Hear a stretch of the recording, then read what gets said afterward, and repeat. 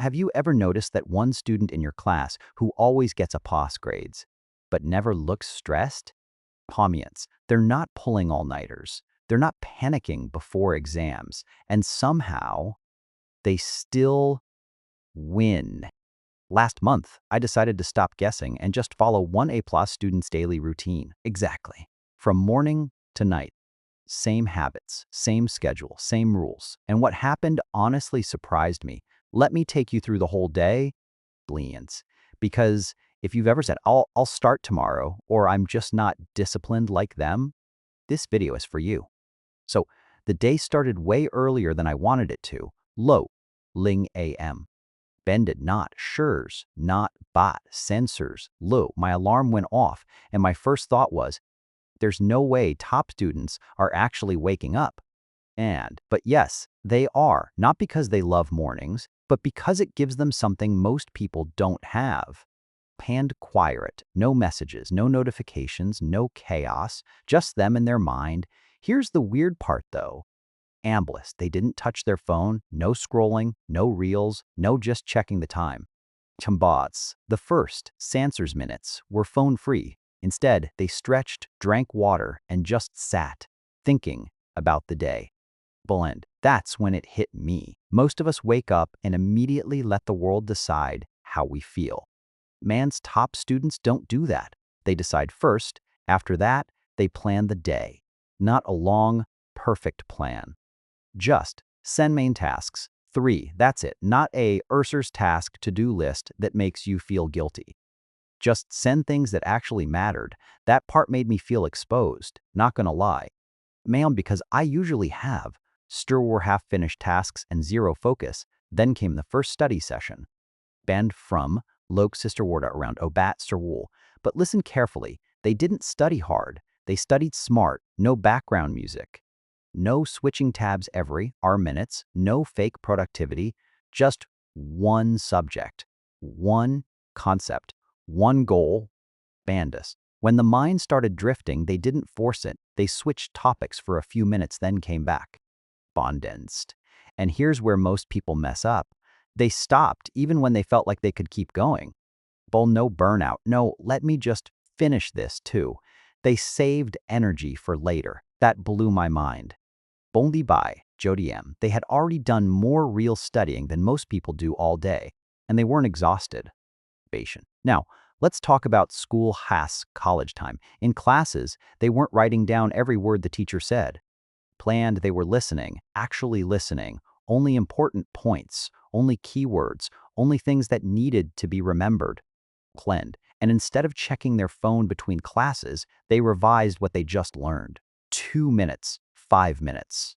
Even 1 minute, just a quick recap, that tiny habit made a huge difference. By the end of the day, most of the info was already in their brain. No last-minute panic later. That made me realize something uncomfortable. We don't forget because we're dumb. We forget because we never really paid attention. Now let's talk about the afternoon slump. Yeah, because this part was real. Even APA students feel tired. Even they feel lazy. Even they don't feel like studying. The difference, they don't negotiate with that feeling. They rest, but with limits. Bands power nap, walk, light snack, little break, then back to work. One more focused study session, usually homework or revision. Bina. This one wasn't long, just efficient, and here's my favorite part of the whole routine. They scheduled guilt-free time. Yes, on purpose. This could be gaming, friends, Netflix, gym, anything fun. But because the important stuff is done, there's no stress in the background. No, I should be studying right now. Just peace. Imagine enjoying your free time without anxiety. Okay, allow makes this routine worth it. Now, asastas. That alone makes this routine worth it?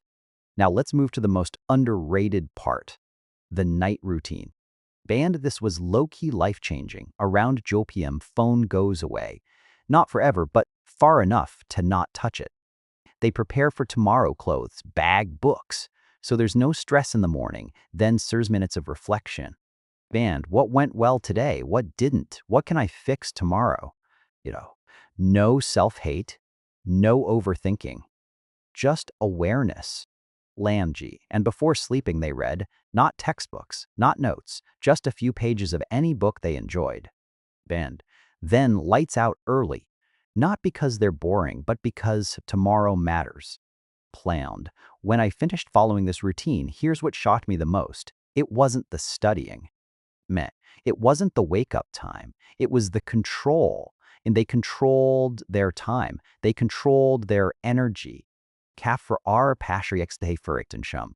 They controlled their focus. Meanwhile, most of us just react all day to messages, to stress, to noise. Bam, that's what really separates A+C students. Not talent, not IQ, just intentional living. Honja. Now, I'm not saying you should copy this perfectly from day one. Don't try to be perfect. Mondiest, just pick one thing. Maybe it's the phone-free morning. Maybe it's the sand task rule. Like, maybe it's the sermon at night reflection. Start small, but start today because your future self is literally waiting for you to stop procrastinating. Try this tonight. Set your alarm, sensors minutes earlier, put your phone away, write down, send important tasks. And tomorrow, run the experiment. Let's level up together. If this helped you even a little, you already know what to do. I'll see you in the next one.